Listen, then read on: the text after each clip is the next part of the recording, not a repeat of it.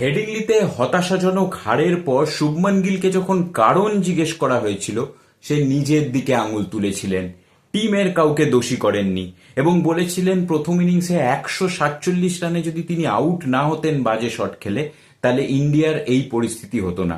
দ্বিতীয় টেস্টে এজব্যাস্টনে তিনি কোনো রকম কোনো রেহাই করলেন না ইংল্যান্ডকে এবং তিনি পেরিয়ে গেলেন বিরাট কোহলি, রাহুল দ্রাবিড়, সুনীল গাভাস্কারের মতো মহাতারকাদের।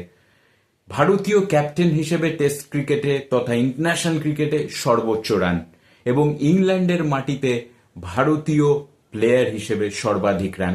এমনকি এশিয়ান কোনো ক্যাপ্টেন হিসেবে সেনা country south Africa, England, New Zealand, Australia মিলিয়ে সর্বাধিক রান করলেন শুভমান গিল।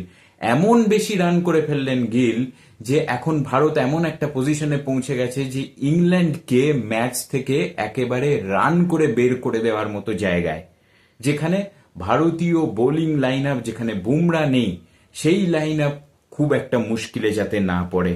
কোনো রকম কোনো হাল ছাড়লেন না। 100 করলেন, এগিয়ে গেলেন, 150 করলেন, এগিয়ে গেলেন, 200 করলেন, সেখানেও থামলেন না এবং তার সঙ্গে অলরাউন্ডারদেরকে নিয়ে খেলে গেলেন।